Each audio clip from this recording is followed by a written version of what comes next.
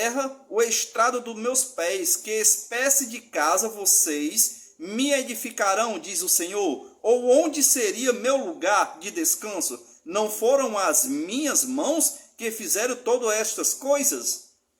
Você acha que a glória de Deus, meu irmão, vai se resumir em um templo de 4 paredes? Um Deus poderoso que mora nos céus, que faz desta terra o estrado dos seus pés? Você acha que um templo de 4 paredes vai suportar a glória de Deus? E aqui está deixando bem claro que Deus não habita em templo feito por mãos de homens. Está entendendo? Pelo amor de Deus, meus irmãos. Aí eu vou citar aqui outro versículo também que fala a respeito disso. Tá certo? Que está em Hebreus, tá bom? Em Hebreus, capítulo 9, tá certo? A partir do capítulo, eu vou começar do 23, que diz assim: portanto, era necessário que as cópias das coisas que estão nos céus fossem purificadas com esses sacrifícios, mas as próprias coisas celestiais com sacrifícios superiores. Olha só o que é que vem aqui. Pois Cristo é Cristo.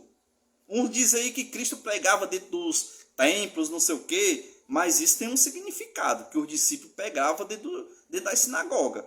Era para resgatar aquele povo que vivia preso pela lei, tá certo? Não é porque eles queriam, não. Tá entendendo? Ali foi uma ordenança para que ele tirasse ali o máximo de homem possível que era aprisionado, para aqueles que crescem. Tá entendendo? Olha o que diz aqui no 24, tá certo? Pois Cristo não entrou em santuário feito por homens, uma simples representação do verdadeiro. Ele entrou nos céus para agora se apresentar diante de Deus em nosso favor. O único tabernáculo que Jesus Cristo entrou foi de Deus, não foi feito pelo homens. Aqui está dizendo, pois Cristo não entrou em santuário feito por homens. Está bem claro, meu irmão. Por que isso aqui não é citado dentro das igrejas? Que eu nunca escutei essas passagens aqui que eu estou falando dentro das igrejas. Tá certo? Aí deixa eu falar aqui outra. Já falei, né? Em Atos dos Apóstolos, em Hebreus. Vamos voltar lá para o Atos dos Apóstolos. Que está no versículo 17. Tá certo? Versículo 17. A partir do 24, que fala assim, olha só.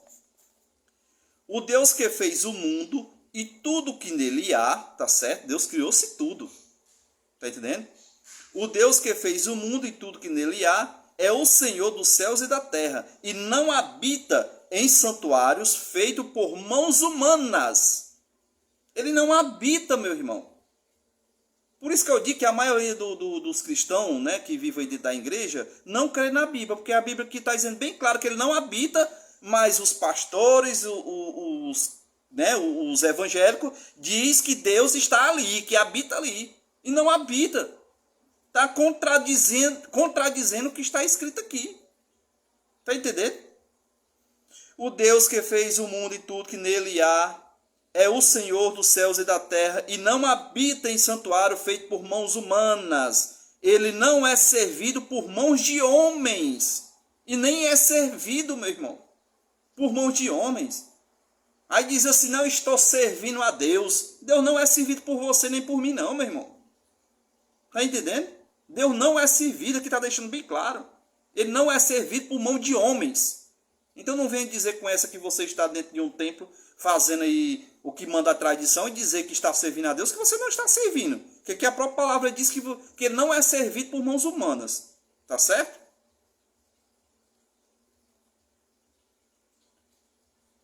Ele não é servido por mãos de homens, como se necessitasse de algo, porque ele mesmo dá toda a vida, o fôlego e as demais coisas. De um só fez ele todos os povos, para que povoassem toda a terra, tendo determinados tempos anteriores estabelecidos e os lugares exatos em que deveriam habitar Deus. Fez isso para que os homens buscassem e talvez, tateando, pudessem entrá-lo, embora não esteja longe de cada um de nós, pois nele vivemos, nos movemos e existimos. Como disseram alguns dos poetas de vocês, também somos descendentes dele. Quando a pessoa diz assim que somos templo e morada do Espírito Santo, como está falando aqui nesta palavra, em alguns capítulos daqui que fala que nós somos templos e morada do Espírito Santo. Alguns falam que nós somos imagem e semelhança de Deus. Mas a imagem e semelhança de Deus, meus irmãos, não é essa carne aqui não. Está entendendo? Imagem e semelhança de Deus é o nosso espírito. Porque Deus é espírito, nós também somos espírito. Está entendendo? Deus não é parecido com essa carne aqui pecaminosa, não. Deus, ele criou cada um de nós do pó. Agora, a essência que habita em cada um de nós, esse sim, tá entendendo? É a aparência de Deus, que é espiritual, tá certo? E Deus habita em nosso templo, porque nós somos templo e morada do Espírito Santo espiritual, não é carnal. Como eu já tenho falado, Deus não habita nesta carne. Deus habita no nosso espírito. Por que ele habita no nosso espírito? Porque nós fazemos parte do corpo de Cristo. E isso é espiritual, não é carnal. Está entendendo? Deus habita em Cristo, por ele ser a igreja. Ele ser o sumo sacerdote. E por sermos o corpo, tá certo? De Cristo, Deus habita em nós também. Isso é espiritual. Isso é para quem crê. Quem não crê vai permanecer na carne. Sem entendimento algum. Está entendendo? Vamos ver outra passagem aqui, né? Que está lá. Tá certo? Eu estou correndo aqui, meus irmãos, para dar tempo, tá certo? Vamos aqui à última passagem. Que fala que está lá em João, tá certo? João 4, João capítulo 4, a partir do versículo 20. Olha aqui o que é que Jesus fala para essa mulher samaritana. Uma passagem muito conhecida, mas pouco falada e mal interpretada dentro da igreja. Que diz assim: nossos antepassados adorarão neste monte. Qual é o monte? Samaria. Tá certo? Mas vocês, judeus, dizem que Jesus é o lugar onde se deve... Jerusalém, perdão. Começar de novo. Nossos antepassados adorarão neste monte, no caso Samaria. Mas vocês, judeus, dizem que Jerusalém é o lugar onde se deve adorar.